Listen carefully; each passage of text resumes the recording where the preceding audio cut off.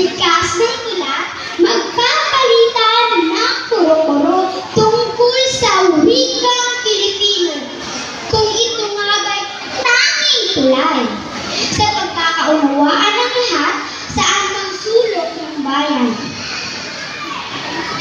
Ako'y lumalaban, pare ko'y malinaw. Wikang Pilipino, tulay sa bawat tanaw. Sa Luzon, Visayas, hanggang Mindanao. Isang wika'y nag-uugnay sa puso ng bawat tao. Sa salitang kaibigan, damdamin sumasaya. Sa salitang kapwa, damdamin magkakaisa. Kung wika'y isa, damdamin magkalugto. Filipino ay sa masayang pagsasalo. Ngunit kaibigan, may nais na itanong. Sa Pilipinas, wika'y di ba't iba-iba ang tono? May Cebuano, Ilocano, Waray at marami pa. Hindi ba't lahat sila may halaga?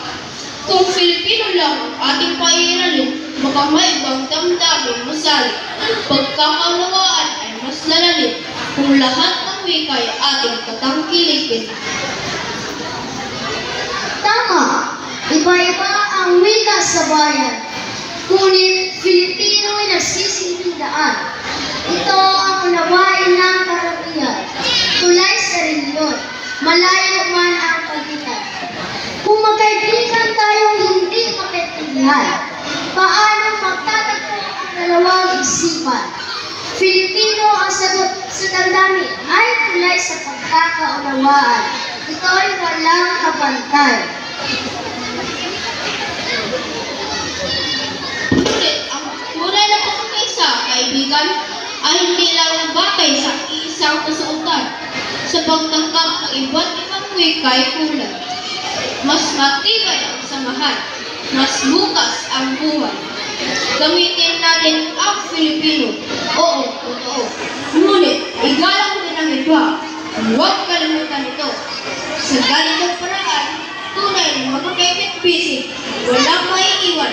Lahat ay magiging kabighanan kay-ibig. Mga kaibigan, narinig niyo ba ang luwang panig? May kanya-kanyang punto. Damdamin malinis, ngunit sa huli, ating nang tandaan. Ang wika'y tulay ng puso't isipan. Filipino man o wikang lunal, lahat ay malaga, dapat pahalagahan. Pagkakaibigan at pagkakaisa ay magaganap kung bawat isa ay may respeto pagbunga.